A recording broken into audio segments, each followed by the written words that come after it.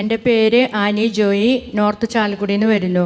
ഞാൻ സെപ്റ്റംബർ മാസത്തിൽ ഇവിടെ ധ്യാനം കൂടിയപ്പോൾ എനിക്ക് കിട്ടിയ ഒരു അത്ഭുതം, എനിക്ക് മലബന്ധത്തിൻ്റെ ഭയങ്കര ബുദ്ധിമുട്ടുണ്ടായിരുന്നു. ഒരു 3-4 വർഷമായിട്ടുണ്ടായിരുന്നു.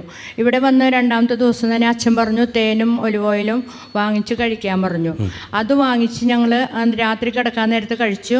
അതിനുശേഷം ഇന്നിപ്പോൾ 6 മാസമായിട്ട് എനിക്ക് ഇതുവരെ അങ്ങനെ ഉണ്ടായിട്ടില്ല. നല്ലൊരു കൈയടി കൊടുത്തേ. അപ്പോൾ അതിന് ചികിത്സകൾ ചെയ്തിരുന്ന വല്ല മരുന്ന് കഴിച്ചിരുന്നോ? ഗുളികകൾ കഴിക്കാറുണ്ടായിരുന്നു. പക്ഷെ അത് മാറ്റമൊന്നും ഉണ്ടായില്ല അല്ല കാര്യമായിട്ട്? ഇല്ല, അത് ആഴ്ചയിൽ 2 ദിവസം ഇങ്ങനെ ലൂസായിട്ട് പോകാനുള്ള ഗുളികകൾ കഴിക്കുന്നുണ്ടായിരുന്നു. കണ്ടോ, മനസ്സിലായോ? അപ്പോൾ മലബന്ധം എത്രയോ 3-4 വർഷമായിട്ടുള്ള മലബന്ധമാണ്.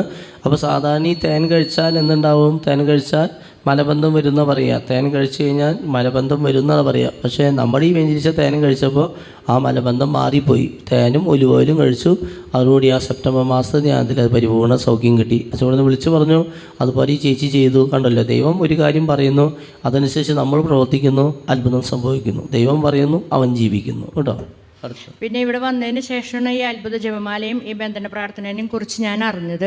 അതിനുശേഷം വീട്ടിൽ പോയിട്ട് 33 ദിവസം ബന്ധന പ്രാർത്ഥന ചൊല്ലി എന്നും കുന്തിരിക്കും പുകച്ച് ഹന്നാവെള്ളം തെളിച്ച് ഉപ്പും വെതറി പ്രാർത്ഥിച്ചതിൻ്റെ ഫലമായിട്ട് പാറ്റയുടെ ഭയങ്കര ശല്യമായിരുന്നു വീട്ടിൽ. അടുക്കളയിലും നമുക്കൊരു രാത്രി താഴെ കിടക്കാൻ പറ്റില്ലായിരുന്നു, പായ വിരിച്ച്. നമ്മുടെ മേത്തു കൂടെയൊക്കെ പാറ്റ വരായിരുന്നു. പല്ലിയും അതുപോലെ അടുക്കളയിൽ നിറയെ വരുമായിരുന്നു. ഇപ്പോൾ ഈ 6 മാസമായിട്ട് പാറ്റയുടെയും പല്ലിയുടെയും ശല്യം തീർത്തും മാറി. നല്ലൊരു കൈയടി കൊടുത്തേ. കണ്ടോ. പിന്നെ എൻ്റെ ഭർത്താവിന് കിട്ടിയൊരു അനുഭവമാണ്. ആള് ആഗസ്റ്റ് മാസത്തിൽ സൈക്കിളിൽ നിന്ന് ഇങ്ങനെ തെറിച്ച് വീണു.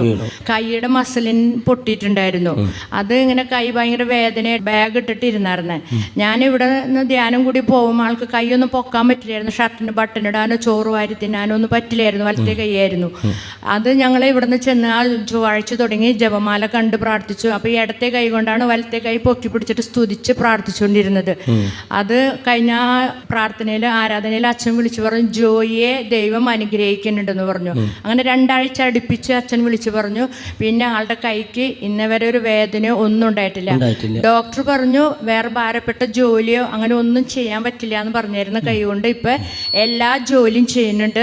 കൂലിപ്പണിയാണ്. അപ്പൊ തൂമ്പ കളയ്ക്കൊക്കെ അങ്ങനെ മരം വെട്ട എല്ലാ പണിയും ചെയ്യുന്നുണ്ട്. ഇത്രയും വലിയ അനുഗ്രഹം തന്ന നല്ലൊരു അനുഗ്രഹങ്ങളാണ് പറഞ്ഞത് കേട്ടോ.